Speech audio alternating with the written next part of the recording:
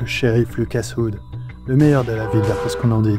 Il paraît qu'il a fait chuter le taux de criminalité de moitié. Tu me diras, c'est facile quand on flingue tout ce qui bouge. Oh Didier, comment ça va? Bah tu m'entends pas, oui, je parle dans ma tête. Je sens qu'il y a quelque chose qui cloche. J'ai jamais pu le blairer. Ça a peut-être un rapport avec le fait qu'on a retrouvé le véritable Lucas Wood mort dans ses chiottes la semaine dernière. Ce qui me fait me poser une petite question. Si le vrai shérif Wood est mort, qui c'est ce mec? Il est condamné à 15 ans de réclusion criminelle. Le prisonnier a été libéré.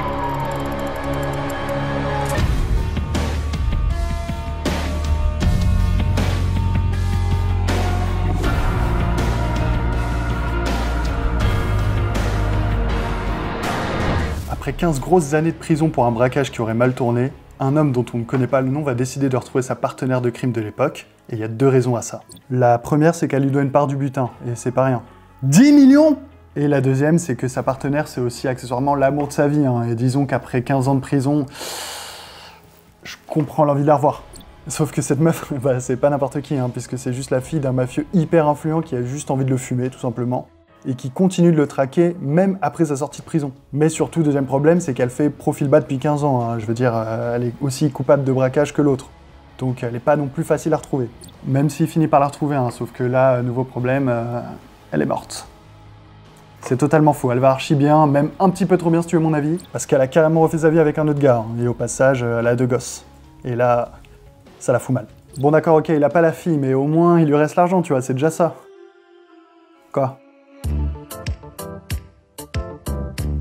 Même ça? Non mais nique là. Bon c'est quoi après tout, c'est juste 15 ans de vie perdue en prison à devoir lutter pour sa survie en espérant pas faire tomber le savon par inadvertance sous peine de... Ah, et tout ça pour ressortir avec absolument rien. Pire! La seule chose qui l'a fait tenir tout ce temps, bah elle veut pas te revoir. Et ça en vrai, notre poteau il va tellement mal le vivre qu'il va juste partir se mettre une race dans le bar le plus claqué du coin pour oublier. Sauf que bah on n'oublie pas, évidemment. Et c'est pile à ce moment qu'un shérif débarque et lui raconte sa vie. Comme quoi il a pas de famille, pas d'amis, qui vient d'arriver dans la ville en plus, genre... il disparaît de moi, personne ne le remarque, genre.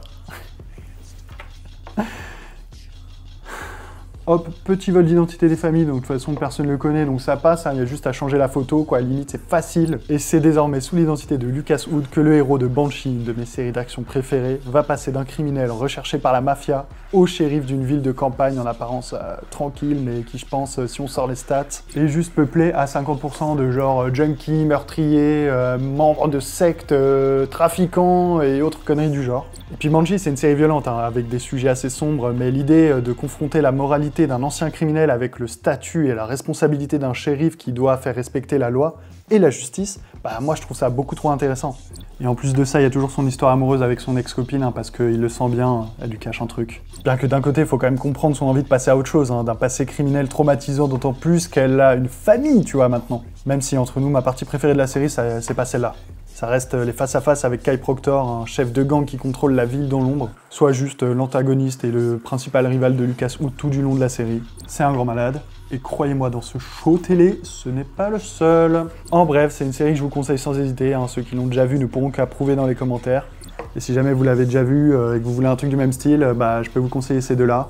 Et là, si vous faites les gourmands, il y a d'autres trucs sur ma chaîne, allez voir, allez fouiller, il y a plein de trucs, je fais des recommandations séries. Mais d'autres trucs aussi. Mais regardez d'abord Banshee, hein, c'est 4 saisons, banger.